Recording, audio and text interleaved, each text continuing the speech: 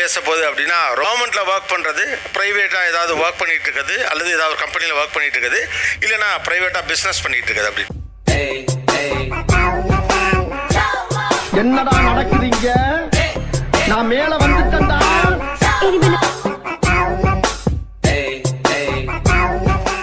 நமக்கு வேலைக்கும் கல்யாணத்துக்கு எப்போதும் ஒரு தொடர்பு உண்டு. என்ன வேலை பார்க்கறாங்கன்னு பார்த்து தான் நம்ம பெரும்பாலும் பொண்ணு கொடுக்குறாங்க. ஆக்சுவலாக இந்த லவ் மேரேஜ் சார். லவ் பண்ணும்போது அவங்க ஒத்துக்கல, இந்த மாதிரி கவர்மெண்ட் ஜாப் இல்லை, இது ஜாப் எதுவும் ஸ்டேபிளாக இல்லை, ஒரு ஜாபே இல்லை, பண்ண கவர்மெண்ட் ஜாப். ஏய், என்னை வச்சு ஒன்னும் காமெடி கிமெடி பண்ணலையே. ஜிபியில் நான் ஜாயின் பண்ணிட்டு தான் மேரேஜ் பண்ணேன் சார். இந்த காதல் கல்யாணத்தில் முடிந்ததற்கு அந்த வேலை காரணமா? டெஃபினட்டா சார், டெஃபினட்டா. இந்த ஐடி கம்பெனிக்காரனுங்க காலேஜ்லயே கேம்பஸ் இன்டர்வியூல வேலை கொடுக்குறேன்னு கொடுப்பானுங்க. பசங்களும் ஐயா ஜாலி வேலை கிடைச்சிச்சுன்னு நினைச்சா கால் லெட்டர் வரதுக்கே 6 மாசம் ஆகும். ஒரு வழியா லெட்டர் வந்து வேலைக்கு போய் முதல் நாள் ஜாயின் பண்ணலான்னு பார்த்தா 1 வருஷம் சும்மா பெஞ்ச்ல உட்காரணும் பாய். நீ உன் கடையில சும்மா உட்காரியா ஒரு நாள்? முடியாது இல்ல. இது எல்லாத்தையும் தாண்டி ஜாலியா ஃபாரின் போயிடலான்னு பார்த்தா ஃபாரின்லாம் அப்படி போக முடியாது. 4 வருஷம் 5 வருஷம் ஆபீஸ்ல டீம் லீடர், ப்ராஜெக்ட் மேனேஜர், ஹெச்ஆர்னு எல்லாருக்கும் மொரவாசல் பண்ணோம். அவனுக்கு குத்துன்னு குத்துவானுங்க. வருஷம் ஃபுல்லா மாடு மாதிரி வேலை செஞ்சா ஒரே நாள் அப்ரைசல்னு வச்சு பொக்குன்னு குத்தி நம்மள காலி பண்ணிடுவானுங்க. கான்பிடன்ஸே போயிடும். நாங்க 2 பேரும் கலப்பு திருமணம். அதன் அடிப்படையிலேயே 2 பேருக்குமே கவர்மெண்ட் ஜாப் கிடைச்சது சார். ஓ, அதன் அடிப்படையிலே கவர்மெண்ட் ஜாப் பிரெஃபரன்ஸ் உண்டா? First priority sir. ஓ, நீ அப்படி வரியா? என்னுடைய எய்ம் வந்து அரசாங்க உத்தியோகம் இல்லாமல் கல்யாணம் பண்ண போகிறது கிடையாது. இதனால எங்கள் அத்தை பொண்ணுலாம் எல்லாம் இருக்காங்க. அவங்களாம் வந்து டெய்லி எங்கள் அப்பாட்ட வந்து நச்சரிச்சுட்டு போயிட்டே இருந்தாங்க. பொண்ணெல்லாம வந்து நச்சரிச்சுட்டு போவாங்க.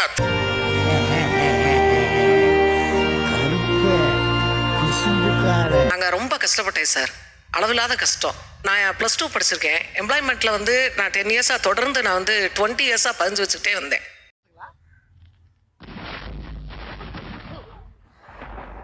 நிறைய அந்த கஷ்டங்களை அனுபவிச்சதுனால நான் வேலைக்கு வந்ததும் எல்லா வேலையும் செய்வேன் சார். வீட்டில் வந்து ரொம்ப ஒரு இதாக இருந்தேன் எங்கள் அம்மா அப்பா வீட்டில். யாரையும் எதிர்பார்க்க மாட்டேன். நானா சொந்த செலவில் எவ்வளவோ வேலைகளை ஹாஸ்பிட்டல் நான் பார்த்துட்டு இருக்கேன் சார்.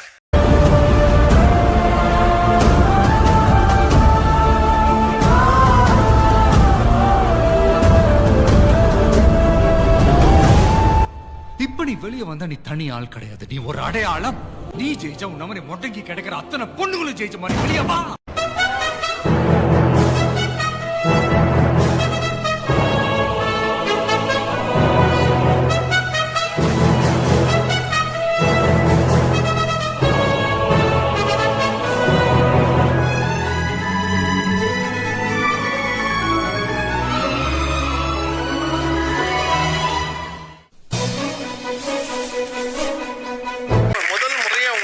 அப்பாயின்மெண்ட் ஆர்டர், கவர்மெண்ட் வேலை வந்துருச்சுங்கிற அப்பாயின்மெண்ட் ஆர்டர் வந்தப்ப அதை பார்த்தப்ப எப்படி இருந்துச்சு? எங்ககிட்ட பெர்மனண்டா ஒர்க் பண்ண விருப்பம் இருந்தா ஒர்க் பண்ண விரும்புறீங்களா கிறிஸ்? Yes sir. குட். இதை விட உங்களுக்கு சந்தோஷம் வேற எதுவும் இல்லைல்ல? So welcome Chris. இத்தனை பேர்ல உங்களுக்கு இந்த வேலை கிடைக்கணும் நீங்க எதிர்பார்க்கல? இல்ல சார், நிச்சயமா இல்ல sir. Good luck Chris. Thank you. 81ல் மெட்ராஸ் யூனிவர்சிட்டி கோல்டு மெடலிஸ்ட். அப்போ வந்து எனக்கு டெல்லி பார்லிமெண்ட்ல வேலை கிடைச்சிருக்கு. பார்லிமெண்ட்ல? அட பாவி, ஆளை பார்த்தா டம்மி பீஸா இருக்க, பயங்கரமான ஆளா இருக்கேடா. போய் எவ்வளவு நாள்ல ஹிந்தி கத்துக்கிட்டீங்க? Sir 90 days sir. 90 டேஸ். ஹிந்தியே தெரியாம போன ஒரு ஆள் 90 டேஸ் அங்க கத்துக்கிட்டார், அவ்வளவுதான். மனைவியை நான் சந்திச்சது, கல்யாணம் பண்ணது எல்லாமே என் வேலை இடத்துல தான். அழகிய மனைவி, கலப்பு கல்யாணம் தான். ஒரு நாள் வேலைக்கு போயிட்டு அவ என்னை மிரட்டினா, காலை போய் கல்யாணம் பண்ணி திரும்ப வேலைக்கு போயிட்டோம். அப்படிதான் கல்யாணமே நடந்தது.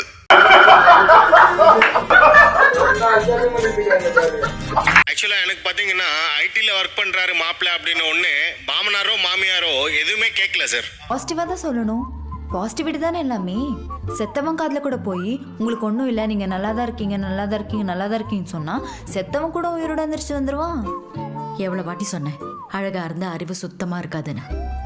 எந்த இயர்ல கல்யாணம் நடந்துச்சு? எனக்கு வந்து 2012 சார்.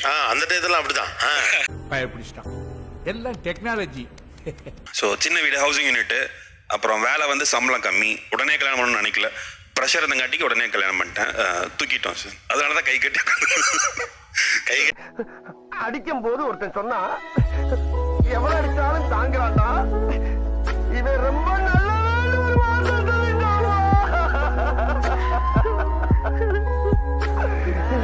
பெரிதாக குறைந்த காலத்திலேயே அதிகம் சம்பாதிக்கிறார்கள் தனியார் நிறுவனத்தைச் சேர்ந்தவர்கள் என்று நீங்கள் நினைச்சுக்கிட்டு இருக்கிறீங்க. நிரந்தரமான வருமானத்தில் இவர்களுடைய எதிர்காலமும் பாதுகாக்கப்படுகிறது இவங்க நினைச்சுக்கிட்டு இருக்காங்க. இன்னைக்கு நிறைய 3500 ரூபாய் பென்ஷன் வாங்குறேன், மனசுக்கு திருப்தியா இருக்கு. இந்த குடுப்பனைய கடவுள் எத்தனை பேருக்கு கொடுப்பான்? எது சார் கொடுப்பன? எதுன்னா நான் உங்களை சில கேள்விகள் கேட்கலாமா? கேளு. வருஷத்துக்கு ஒரு தடவை ஒரு 20 ஏழைங்களை கூப்பிட்டு வயிறு நிறைய சாப்பாடு போட்டிருக்கீங்களா? இல்ல. இது எதுவுமே இல்லாம லைஃப்ல எப்படி சார் திருப்தியா இருக்க முடியும்? இதுதான் கொடுப்பனையா? இதுல மூச்சுக்கு மூச்சு 300 தடவை கவர்மெண்ட் ஜாப்னு கூச்சல் வேற. ஏன் சார் இந்த போலீஸ் மோப்பன் ஆகி குடியரசு தினத்துக்கு வரிசையில் வர்ற குதிரைங்க பாவம், இதெல்லாம் கூட கவர்மெண்ட் ஜாப் தானே?